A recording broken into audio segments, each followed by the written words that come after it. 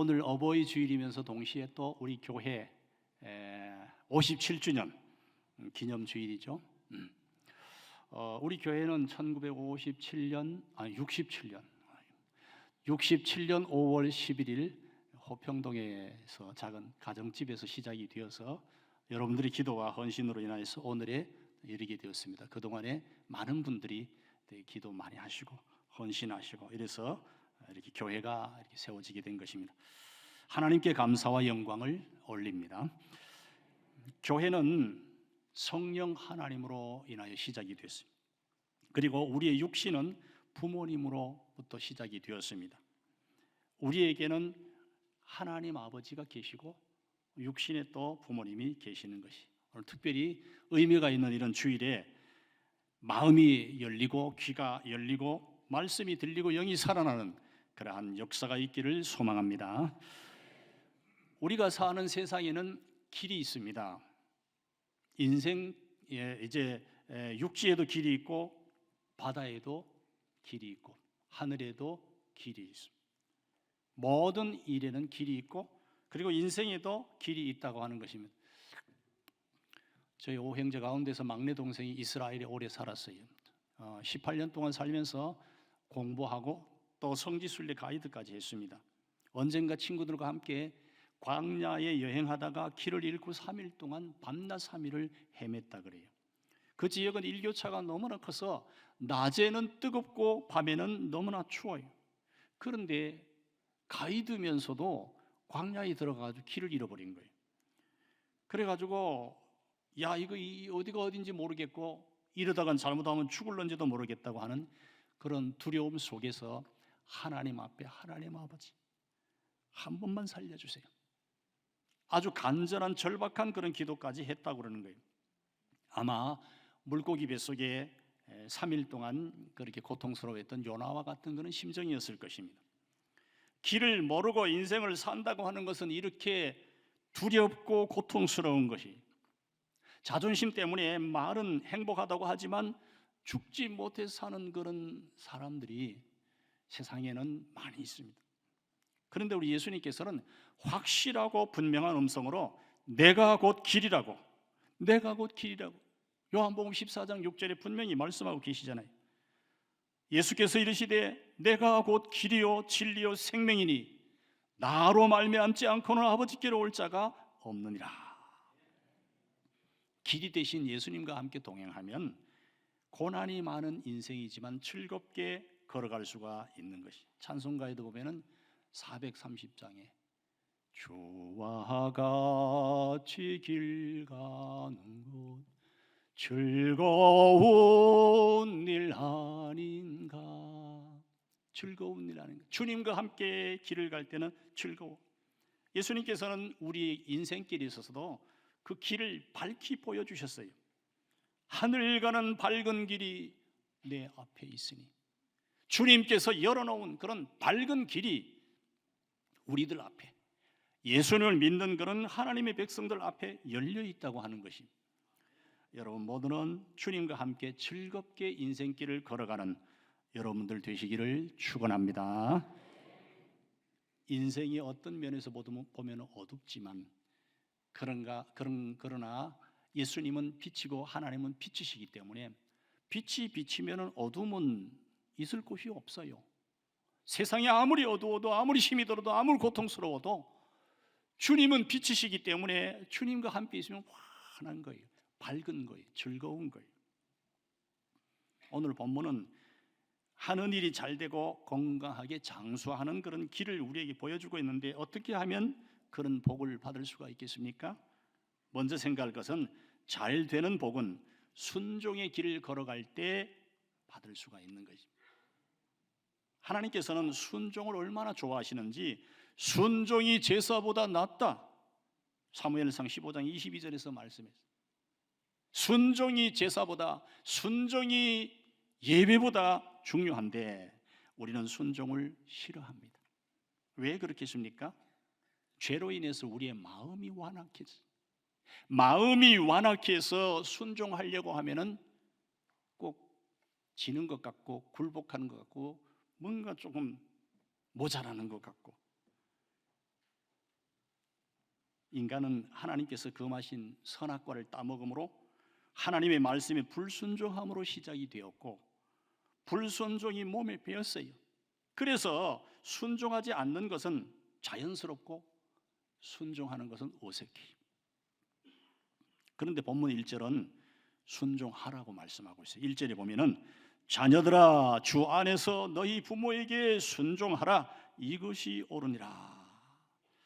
자녀들은 부모에게 순종하면서 하나님께 순종하는 것을 자연스럽게 배울 수 있어요. 교회나 학교 선생님에게 순종하면서 하나님께 순종하는 것을 배울 수가 있습니다. 부모에게 주 안에서 순종하는 것은 두 가지 측면에서 생각할 수가 있는데, 첫째는 갈등이 있을 때 부모보다 주님의 말씀을 더 우선시하라는 것이, 그리고 둘째는 부모에게 순종하라는 것은 주님께서 주신 말씀이라는 거예요. 먼저 어떨 때 주님의 말씀과 부모의 말씀 갈등이 있습니까? 불신 부모가 예수 믿지 말라고 말씀할 때 갈등할 수 있어요. 남편이 교회 가지 말라고 할 때 갈등할 수가 있어요. 부모님 예수님 믿지 말라고 할 때 순종해야 됩니까? 아니에요.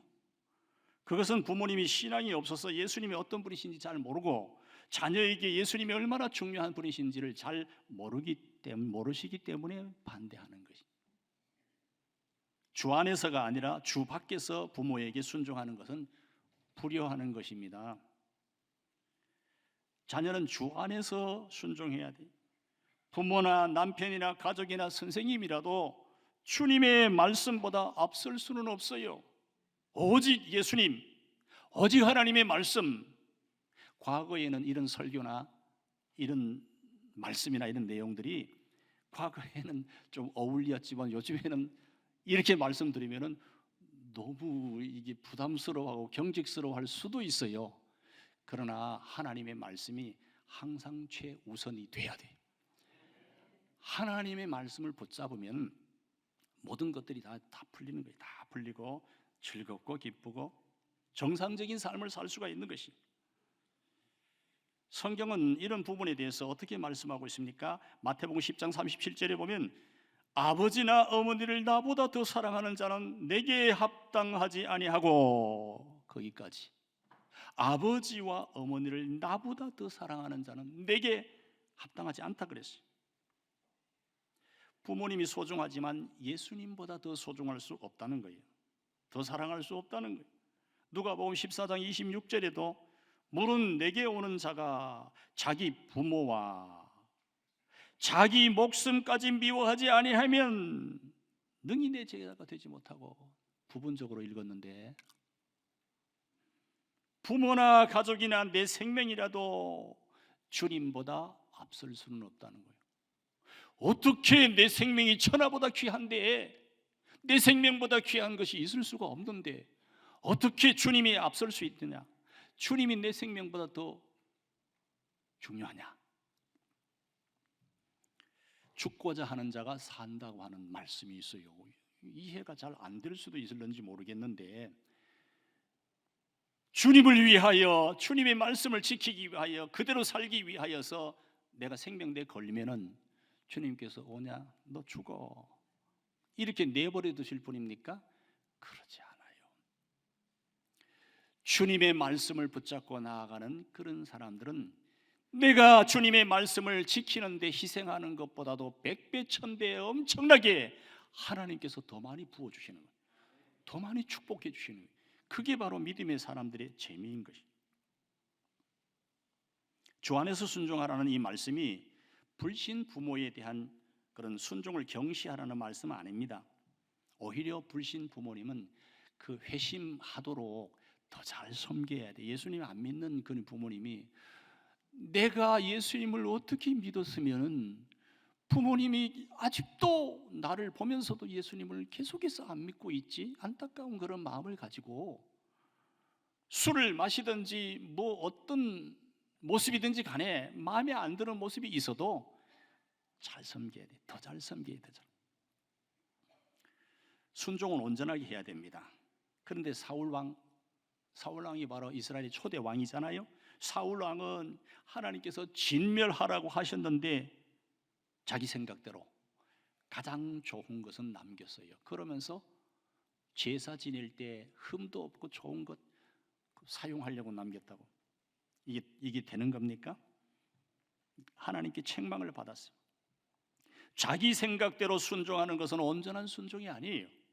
온전한 순종을 말할 때 누가 생각이 납니까? 창세기에 보면은 우리 예수님이 십자가에서 죽기까지 아버지 하나님의 뜻을 그대로 잘 순종하셨잖아요. 예수님을 많이 닮은, 예수님의 순종을 많이 닮은 그런 사람이 창세기에 나오고 있는데 누구겠습니까? 바로 아브라함의 아들 이삭이. 하나님께서 아브라함에게 100세에 낳은 아들 이삭을 태워서 번제로 드리라고 했을 때 아브라함이 순종해서 아들 이삭에게 땔감을 지우고 모리아산을 향하여서 가고 있습니다. 이삭이 땔감을 지고 갈 정도가 되면은 나이가 아마 꽤 들었을 거예요. 힘도 좀 있었고 아버지는 연세가 많이 들었습니다. 그런데 자신을 제물로 바치려고 아버지가 묶을 때 이삭은 도망치지 않았어요. 칼을 들어서 죽이려고 할 때에도 반항하지 않았어요. 이삭은 아버지 아브라함의 뜻에 자기 목숨까지 내놓고 온전하게 순종했습니다. 100세에 낳은 아들 이삭을 바치라는 하나님의 말씀에 순종한 이 아버지 아브라함도 대단하고 자기를 죽여 제물로 바치려고 하는 아버지께 순종한 이삭도 정말 대단해요. 아브라함과 이삭은 순종에 있어서 그 아버지의 그 아들이 대단한 분들입니다. 이삭은 후에 아버지 아브라함의 종이 아내 될 이삭의 자기 아내 될 그런 사람 리브가를 데려왔을 때 아버지 뜻대로 그냥 받아들였어요. 뜻에 순종했어요.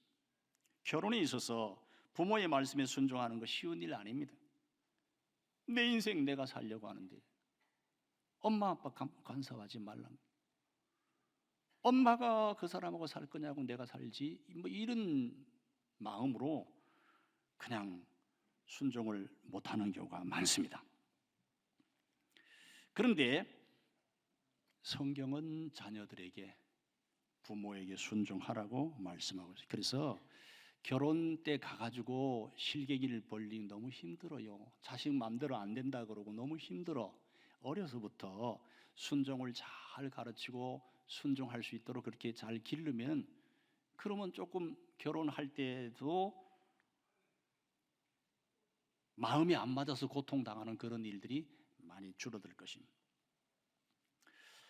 부모에게 순종하라고 말씀하실 뿐만 아니라 부모는 자녀보다 더 오래 살아서 경험도 많고 자녀에 대한 사랑도 자녀보다 더 커요. 자녀가 부모 사랑하는 것보다 부모가 자녀 사랑하는 것이 그 사랑이 훨씬 더 큽니다. 갓난아기로 태어난 자녀를 그냥 두면 죽을 텐데 먹여주고 씻겨주고 입혀주고 치료해주고 기르는데 얼마나 많이 헌신합니까? 또 자녀 교육비를 위해서 열심히 일하고 자신을 위해서는 절약하고 먹고 싶은 것 입고 싶은 것 넘어갈 때가 얼마나 많아요? 그러나 자녀가 부모에게 그렇게 헌신할 수 있습니까? 자녀는 부모의 헌신을 못 따라갑니다. 그러므로 자녀는 그토록 헌신적으로 사랑하는 부모님의 말씀에 순종해야 됩니다. 특별히 결혼은 너무 중요하잖아요. 중요한 일일수록 더 순종을 잘해야 되는 거예요. 부모님께 순종하다가 선생님께 순종하게 되고 어르신께 순종하게 되고 하나님께 순종하게 되는 거예요. 이 순종이라고 하는 것이 이게 사람에게 순종 잘하는 사람이 신앙생활도 잘할 수 있어요.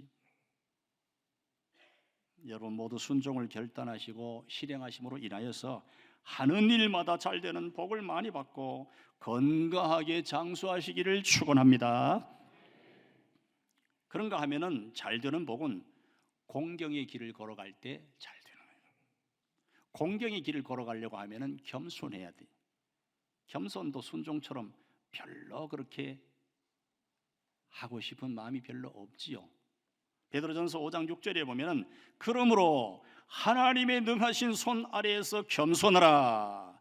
하나님 앞에서 우리는 겸손해야 돼. 마태복음 11장 29절에서 예수님께서 나는 마음이 온유하고 겸손하니 예수님이 마음이 온유하고 겸손하다고 그렇게 말씀하셨어요. 누구보다 겸손이 어울리지 않는 그런 분이 계시다면 예수님이에요. 왜 예수님이 겸손이 어울리지 않습니까? 예수님보다 높은 분이 아무도 없어요. 하나님, 예수님은 하나님이신데 누가 예수님보다 높습니까? 그럼에도 불구하고 우리 예수님께서 온유하고 겸손하시다 그랬습니다. 그렇다면 우리가 무슨 말을 할 수 있어요? 겸손해야 되는 것이. 가을에 벼가 익어서 알곡이 꽉 차면 고개를 숙이는 것처럼 사람도 성숙하면 겸손합니다. 우리는 어려서부터 공손한 태도를 가지도록 가르치고 훈련해야 돼요. 과거에 아버지가 무서웠던 그런 시대에는 그래도 아버지 권위가 살아 있었습니다. 권위 주의는 안 되지만 권위는 있어야 돼요. 그래야 자녀들이 부모님께 순종을 하기 싫어도 무서워서 그 권위 아래에서 순종하게 되죠. 부모는 하나님의 대리인입니다. 부모에게 함부로 하면 인생이 망가집니다. 부모에게 함부로 하면 생각이 부패합니다. 넘지 말아야 할 선도 우습게 알고 무시해요. 친구를 낭떠러지 밀어서 떨어뜨려서 죽여놓고 왜 그랬어? 물으면 뭐라고 대답합니까? 정말 죽는지 한번 해본 거예요. 재미로 한번 해본 거예요. 너무나 어처구니 없는, 너무나 엄청난 일들이 우리의 자녀들에게서 주변에서 일어나고 있는 거예요. 울타리가 없고 선도 없고 부모님도 없고 선생님도 없고 그러다가 하나님도 없다고 하게 되는 것이 얼마나 심각한 문제인지 모르는 거예요. 이런 자녀가 되지 않도록 어려서부터 공손한 태도를 가지도록 그렇게 공손하게 잘 그렇게 길러야 됩니다. 우리는 자녀와 함께 지혜로워야 됩니다. 지혜로운 사람은 분별력이 있는 사람이에요. 지혜로운 사람은 주 안에서 살아가는 사람이 하나님의 뜻대로 살아가는 사람입니다. 로마서 12장 2절에 보면 너희는 이 세대를 본받지 말고 오직 마음을 새롭게 함으로 변화를 받아 하나님의 선하시고 기뻐하시고 온전하신 뜻이 무엇인지 분별하도록 하라. 하나님의 뜻이 무엇인지 분별하도록 하라. 인생을 성공적으로 사는 사람, 어떤 사람이 인생을 성공했다고 할 수 있겠습니까? 나중에 임종 때에 우리 주님께서는 다 이루었다 그랬잖아요. 십자가에서. 그런 사람이 성공한 사람인데 우리가 어떻게 살아야 성공했다 할 수 있겠어요? 하나님의 뜻대로 살면서 하나님께 영광을 돌리는 그런 삶을 살았다면 인생을 성공한 것입니다. 초식 동물은 풀을 먹어야 하고 육식 동물은 고기를 먹어야 하고 사람은 하나님의 말씀을 먹어야 되는 것입니다. 사람에게는 동물에게 없는 영이 있기 때문에 영이신 하나님의 말씀을 먹어야 돼요. 하나님의 말씀을 날마다 가까이 읽으면서 묵상하면서 음식을 먹듯이 그렇게 살아가야 됩니다. 사람답게 사는 것이 무엇입니까? 사람답게 사는 것은 하나님의 말씀을 먹으며 하나님의 자녀로 사는 것이. 마태복음 4장 4절에 보면 사람이 떡으로만 살 것이 아니요 하나님의 입으로부터 나오는 모든 말씀으로 살 것이라. 초식 동물은 풀을 먹어서 순합니다. 육식 동물은 고기를 먹고 사나운 경우가 많아요. 사람은 하나님의 말씀을 먹으면 어떻게 됩니까? 하나님의 자녀의 모습이 나타나요. 망가진 하나님의 형상이 회복되는 거예요. 죄를 멀리하고 하나님의 영광을 드러내며 사람들을 사랑하는 모습으로 변화가 일어납니다. 그 사랑이 어떤 사랑입니까? 무조건 짝사랑하는 하나님의 사랑. 조건이 하나도 없어. 왜 날 사랑하는지, 왜 우리를 사랑하시는지 알 길이 없어요. 그냥 사랑하시는 거예요. 그런 사랑이 우리에게도 주어진다는 거예요. 말씀을 먹고 살다가 보면은 하나님의 말씀을 먹고 사는 사람에게는 미운 사람까지도 사랑스러워지는 거예요. 긍휼의 마음이 생깁니다. 공경하기 싫은 못난 부모님도 공경하게 돼요. 유능하지 못한 선생님도 존경하게 돼요. 무시할 만한 사람도 소중하게 생각합니다. 말씀을 먹고 사는 사람은 하나님이 지으신 최고의 존재인 모든 사람을 최고의 존재로 대접하고자 하는 마음을 가지는 거예요. 실망스러운 사람에게 실망하다가도 다시 회복합니다. 세상에 실망스러운 사람이 한두 사람이 아니잖아요. 어떤 사람들은 교역자에게도 실망하고, 어떤 사람 선생님에게 실망하고, 부모님에게 실망하고, 가까운 사람에게 실망하고, 실망한 사람 피하다 보면 세상에 설 곳이 없어요. 그런데 실망하다가 다시 회복합니다. 어떻게 그렇습니까? 말씀을 통해서 사람이 죄인임을 알기 때문에 그래요. 죄가 없는 사람은 아무도 없어요. 모든 사람은 다 죄인이. 그래서 실망스러운 일들이 너무 많아요. 처음에는 모르다가 조금 가까이 한 달, 두 달, 세 달, 1년, 2년, 실망스럽지 않은 사람 누가 있습니까? 나도 내게 실망하는데, 자신도 자신, 모든 사람 다 죄인이. 로마서 5장 12절, 그러므로 한 사람으로 말미암아 죄가 세상에 들어오고 죄로 말미암아 사망이 왔나니 이와 같이 모든 사람이 죄를 지었으므로, 모든 사람이 죄를 지었으므로, 우리는 사람이 죄인이고 죄인은 언젠가는 죽는다는 생각을 하면서 긍휼의 마음을 가져야 하고, 모든 사람을 사랑의 대상자로 보면서 모든 사람을 다 사랑해야 되는 거예요. 하나님이 지으신 사람이 사랑스러워지면 비로소 자신이 행복하게 되는 거예요. 불행은 미움에서 오고 행복은 사랑에서 오는 것입니다. 모든 사람이 사랑스러워지면 자기가 행복해지는 거예요. 자기가. 가장 불행한 사람은 모든 사람이 다 미워 보이는 거예요. 가장 행복한 사람은 모든 사람이 다 사랑스러워 보이는 거예요. 나는 어디에 있는가? 사람을 죄인이라는 건 몰라서 자꾸 실망하고 미워하고, 그것은 깨닫지 못한 그런 모습입니다. 원수를 사랑하라는 말씀 속에는 행복하게 되라는 내용도 그 속에 들어 있습니다. 이번에 제가 말씀 준비하다 그 생각까지 하게 된 거예요. 원수를 사랑하라, 원수까지 사랑하라, 행복하게 되라. 이게 뭡니까 도대체? 원수까지도 사랑할 수 있으면 정말 행복한 사람이 되기 때문에 그런 것입니다. 하나님이 지으신 모든 세계는 정말 아름답고 사랑스럽습니다. 주 하나님 지으신 모든 세계, 내 마음 속에 그리워볼 때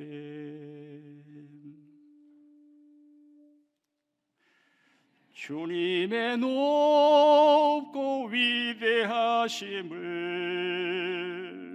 내 영혼이 찬양하네. 주님의 높고 위대하심을 내 영혼이 찬양하네.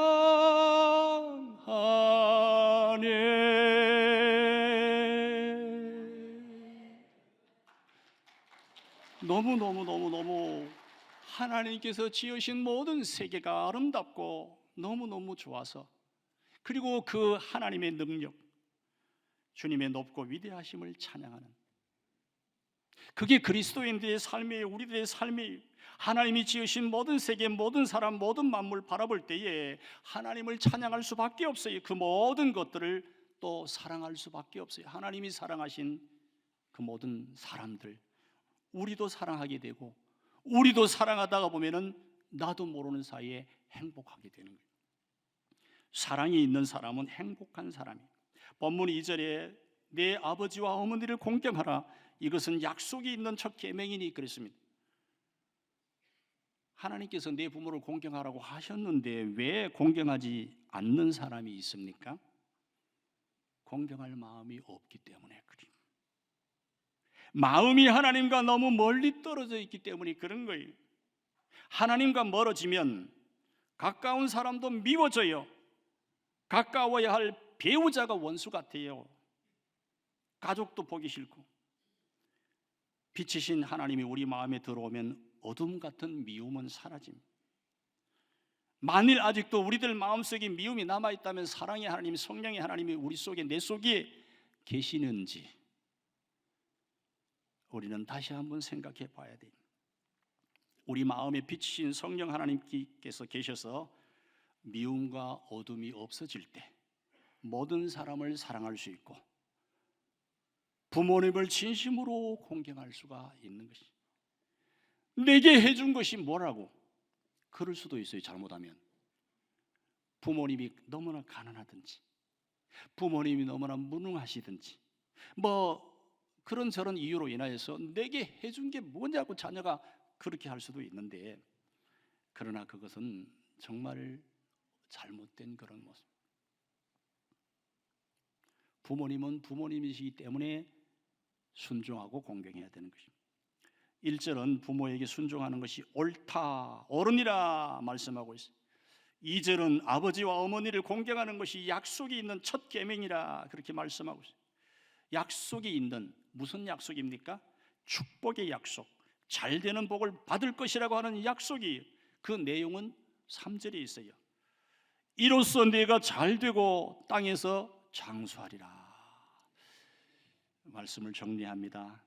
우리는 풀을 먹고 사는 초식동물도 아니고 고기를 먹고 사는 육식동물도 아니고 하나님의 말씀을 먹고 사는 하나님의 자녀들입니다. 하나님의 말씀을 날마다 꼭꼭 씹어 먹으면서 묵상하면서, 그렇게 말씀을 묵상하면 말씀에 대한 거부감이 없어지고 하나님을 닮아서 하나님의 형상이 회복되고 하나님이 지으신 모든 세계, 모든 사람이 아름답고 사랑스럽게 보이는 거예요. 그러면 자연스럽게 부모에게 순종하고 부모를 공경하고 나아가서 하나님을 경외하고 교회에 충성하게 됩니다. 하나님께 또 인정받게 되고 잘되는 복을 받게 되는 것입니다. 우리가 말씀을 들을 때 그 말씀을 그 말씀으로 듣는 것이 아니라 그 말씀이 내 속에 들어올 때 빛이 들어오는 것처럼 성령 하나님께서 역사하시고 빛이 들어오는 것처럼 마음이 열려서 어둠이 다 물러가고, 그리고 그 말씀에 은혜가 되어서 새로워지고 변화가 일어날 때 우리는 복을 받을 수가 있는 것이, 여러분 모두 하는 일마다 잘되는 복을 받아서 누리고 건강하게 장수하고 예수님과 함께 즐겁게 동행하면서 인생길을 걸어가는 귀한 여러분들 다 되시기를 예수님의 이름으로 축원합니다.